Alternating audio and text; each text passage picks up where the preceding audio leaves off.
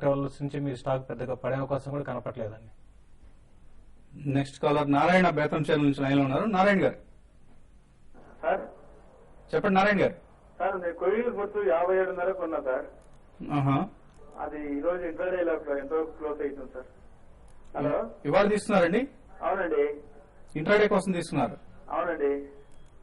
Intraday కోసం చాలా మంచి ట్రేడింగ్ స్టాక్స్ ఉండగా కోహినూర్ ఫుడ్స్ లాంటివి ఎందుకు తీసుకున్నారండి? మెసేజ్ ఏదో వచ్చిందండి మాకు ఫైండింగ్ చేద్దా. ఎంతలో తీసుకున్నారండి? 57-30 కండి. ఓకే అండి.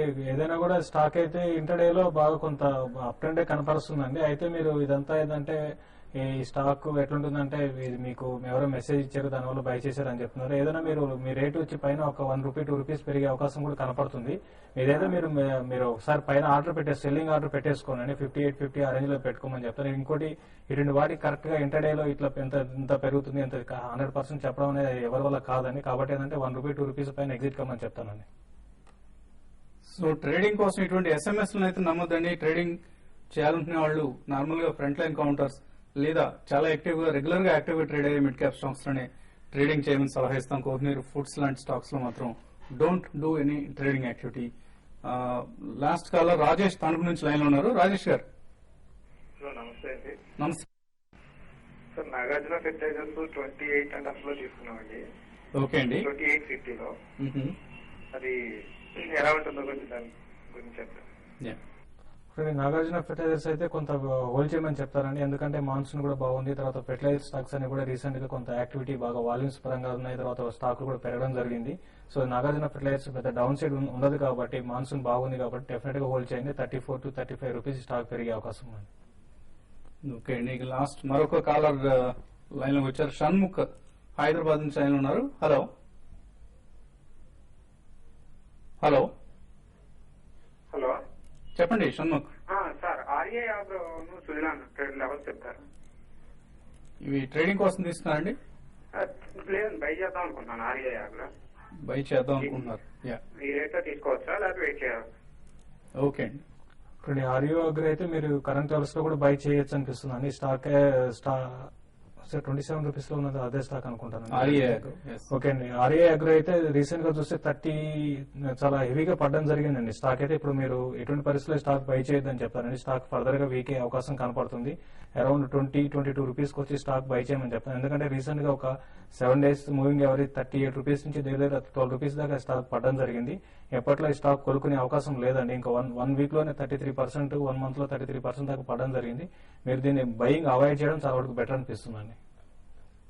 మెయిల్స్ విషయానికి వస్తే గురురాజ్ రావు మెయిల్ పంపించారు. టాటా స్టీల్ ఫీచర్స్ 480లో హోల్డ్ చేస్తున్నారు. ఇది హోల్డర్ ఎగ్జిట్ అని అడుగుతున్నారు. టాటా స్టీల్ అయితే ఈ రోజు కొంత బౌన్స్ బ్యాక్ అయినాయండి. మా మార్నింగ్ సెషన్ లో అయితే ఇప్పుడు మళ్ళీ స్టాక్ లో కొంత వీక్ గా కనపడుతుంది. అయితే మీరు ఏమాత్రం ర్యాలీ వస్తే స్టాక్ ని ఎగ్జిట్ కమ్మని చెప్తారండి. 480 దగ్గర బాగా రెసిస్టెన్స్ మీరు తీసుకున్న చోట రెసిస్టెన్స్ ఉంది. మీరు ఏమాత్రం ర్యాలీ వస్తే ఒకసారి ఎగ్జిట్ కమ్మని చెప్తాను. 420 దాకా స్టాక్ వచ్చే అవకాశం ఉందండి. మధుసూదన్ రెడ్డి హెచ్సిసి 115లో బై చేస్తున్నారు. దీని హైలో ఎక్కడ దాకా వచ్చే అవకాశం ఉంది? హెచ్సిసి అయితే రీసెంట్ గా చూస్తే ఈ స్టాక్ కూడా సైడ్ వేస్ లో ఉంటుందండి. పెద్దగా మూవ్మెంట్ లేదని చెప్పాలి. ఇది ఒకవేళ డౌన్ సైడ్ వస్తే మాత్రం 90 మరి మార్కెట్ లో పానిక్ సెల్లింగ్ అని వచ్చిందంటే అరౌండ్ 100 బిలో వచ్చి 90-92 దగ్గర సస్టైన్ అయ్యే అవకాశం ఉంది. అప్ సైడ్ చూసుకుంటే 120 దగ్గర ఈ స్టాక్ బాగా రెసిస్టెన్స్ ఉందండి. అలాగే హరి అని అడుగుతున్నారు. అలంబిక్ 54లో బై చేస్తారు. అలాగే స్పార్క్ SPARC ఇది 97లో బై చేస్తారు. ఇవి హోల్డర్ సెల్. అలంబిక్ అయితే మీరు హోల్డ్ చేయమని చెప్తానండి. ఈ స్టాక్ అయితే కొంత మీరు బై చేసిన దగ్గర నుంచి కొంత కిందకు వచ్చినా కూడా స్టాక్ లో పెద్దగా డౌన్ సైడ్ ఉండే అవకాశం కనపట్లేదు. 45 అనేది ఇమీడియట్ గా అంటే మీకు టెక్నికల్ చెప్పాలంటే 45 పైన స్టాక్ సస్టైన్ అయితే ₹55-60 పెరిగే అవకాశం ఉంది. కాబట్టి స్టాక్ ని హోల్డ్ చేయమని చెప్తాను. అట్లనే స్టాప్ లాస్ కూడా ఈ స్టాక్ కూడా అరౌండ్ ₹40 దగ్గర స్టాప్ లాస్ పెట్టుకుని హోల్డ్ చేయమని చెప్తానండి. ఓకే అండి. సతీష్ చిన్ని అడుగుతున్నారు. కొనుగోళ్లకు మనం equitystrategies.com పూర్తి కథనం ఆయన పంపించారు. ఇప్పుడు బయింగ్ ఇది అనుకూలమైన సమయం కాదు అన్నారు. సో మరి కొంతకాలం వెయిట్ చేయొచ్చు అన్నట్లు అడుగుతున్నారు. ఒకటి డెఫినెట్ గా అంటే ఇన్వెస్ట్మెంట్ పరంగా అయితే కొంతకాలం వెయిట్ చేయమని చెప్తారండి. లాట్ ఆఫ్ ఇష్యూస్ అనేది ఉన్నాయి. మరి ముఖ్యంగా యూరో జోన్ లో ఉన్న ప్రాబ్లమ్స్, తర్వాత ఈవెన్ యుఎస్ మార్కెట్ లో కూడా చూస్తే ఎప్పుడు లేని బేరిష్ మార్కెట్ లాస్ట్ 1 month లో 14% దాకా పడడం జరిగింది. ఇంకోటి లాస్ట్ 1 month లో యుఎస్ మార్కెట్ లో 2 సార్లు ఓన్లీ 5 సార్లు ప్లస్ లో క్లోజ్ కావడం జరిగింది. ఇవన్నీ దృష్టిలో పెట్టుకుంటే ఇమీడియట్ గా మన మార్కెట్ స్ట్రాంగ్ ఉన్నా కూడా ఏంటంటే మనం 2007 లో ఒకసారి మన ఎక్స్పీరియన్స్ కూడా చూస్తే ఫస్ట్ లో ఇనిషియల్ గా యుఎస్ మార్కెట్లు పడినా కూడా మన మార్కెట్ పడలేదు. సేమ్ అదే దాని ప్రభావం కూడా ఈసారి మన మార్కెట్ మీద ఉండే అవకాశం ఉంది కాబట్టి కొంత వెయిట్ చేయండి.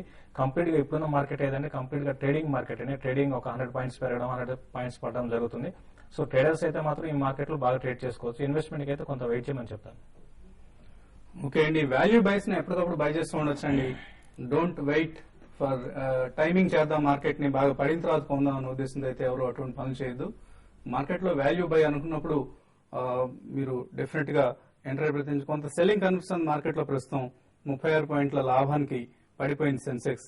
అలాగే నిఫ్టీ కూడా 5000 లెవెల్ టెస్ట్ చేస్తుంది. సో 4999 కు వచ్చింది. మేబీ ఈ సెల్లింగ్ మరికొంత కొనసాగితే మార్కెట్స్ తిరిగి నిన్నట్లానే నష్టాలతో ముగిసే అవకాశం ఉంటుంది. ఎనీహౌ ఒక ఇంట్రెస్టింగ్ ట్రెండ్ ఇది. యూరోపియన్ మార్కెట్స్ కూడా నష్టాల్లోకి వెళ్తున్నాయి. అదే మన మార్కెట్స్ ని కూడా లీడ్ చేస్తుందని చెప్పుకోవచ్చు. So watch European markets keenly before taking any trading decision. ఇది వాటి బిజినెస్ లంచ్. తిరిగి రేపు ఉదయం బిజినెస్ బ్రేక్ఫాస్ట్ లో కలుద్దాం.